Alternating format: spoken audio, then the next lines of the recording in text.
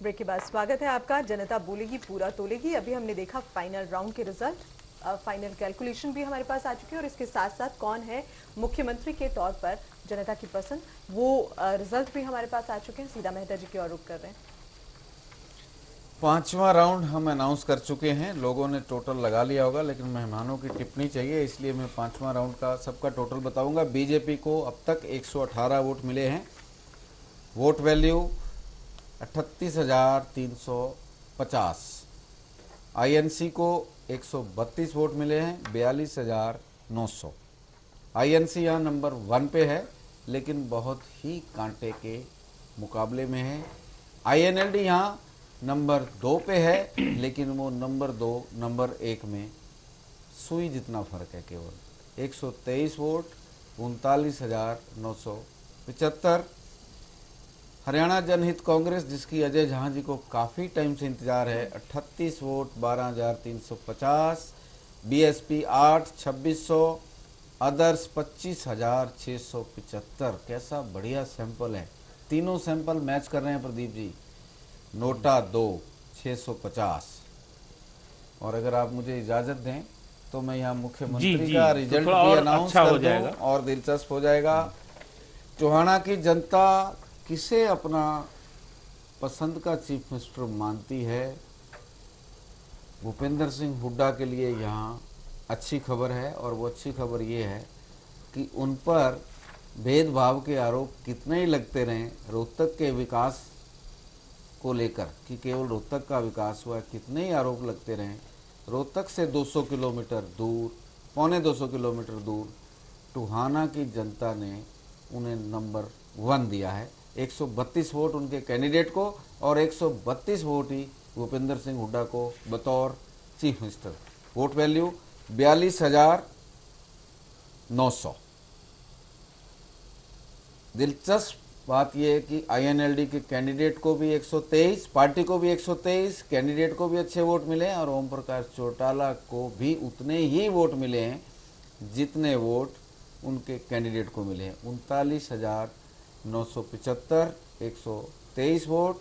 राव इंद्रजीत सिंह को यहाँ वोट नहीं मिले हैं, क्योंकि वो सिरसा जिला में कभी गए ही नहीं है। फिर भी उनको 6 वोट मिले हैं, 1950। कम से कम बादली से बेटर। यहाँ चौंकाने वाला आंकड़ा रामविलास शर्मा के लिए है। अब तक उनको किसी सीट पे इतने वोट नहीं मिले जितने टोहाना में मिले हैं, इसलिए मेरी वो उस आशंका की पुष्टि हो रही है कि टोहाना में बीजेपी एंटर कर रही है। रामविलास शर्मा को 40 वोट मिले हैं, 13,000 वोट वैल्यू।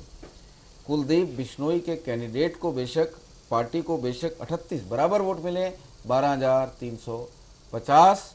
और अदर्स 87, 28,275। और नोटा तो चीफ मिनिस्टर के मामले में कहीं माफ़ी नहीं दे पा रहा है। 24,050 vote, 74 vote NOTA. Pradeep ji और अजय जी, समय हस्तक्षेप कर रहा है, छोटा छोटा विश्लेषण।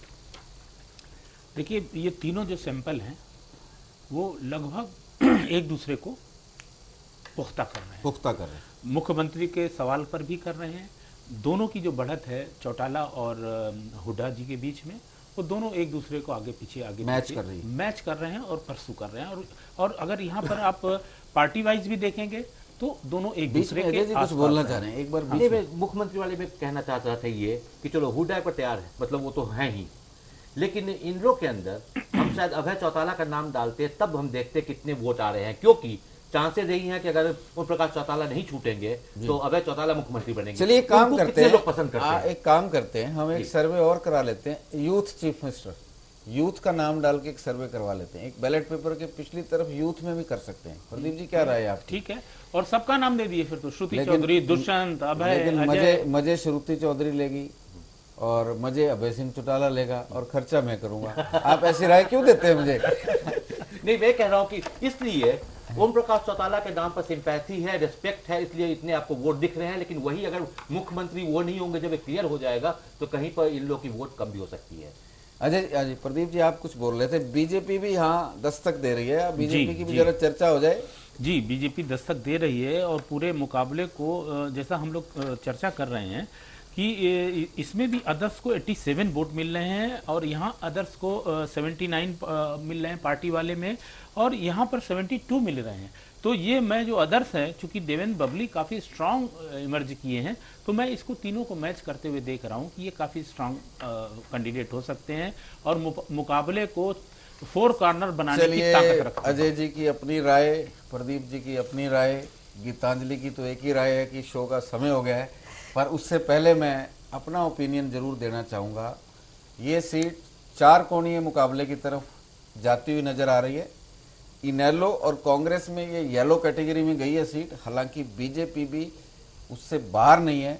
अभी चुनाव 2 पलटे खाएगा, 3 भी खा सकता है, लेकिन टोहाना का पलटा जो मुझे समझ आ रहा है, चाहे चुनाव 5 पलटे खाए, टोहाना में 4 कोणीय मुकाबला और हार जीत 5000 के अंदर अंदर होगी।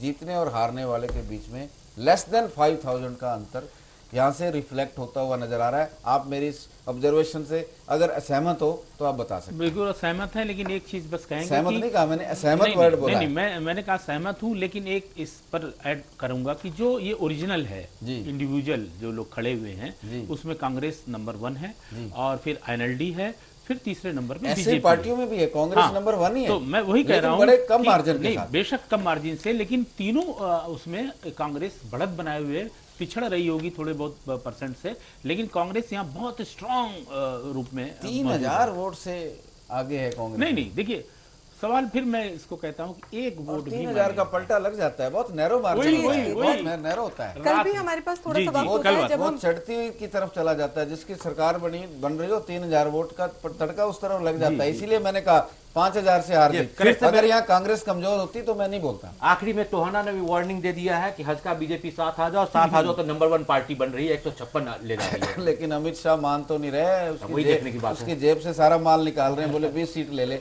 ऐसे कैसे हो जाएगा? गीतांजलि बताइए। बिल्कुल संभावनाएं जो बन रही है वो तो कुछ इस तरह से ही बन रही है, इसी और इशारे कर रही है। खैर वो भी कुछ वक्त के बाद ये भी साफ हो जाएगा। और इससे पहले बस आप लोगों को यही कहना चाहूंगी कि आज जो ये चर्चा रही हमारी वाकई बड़ी दिलचस्प रही। जो आंकड़े, जो रिजल्ट निकल कर आए हैं वो भी दिलचस्प रहे हैं।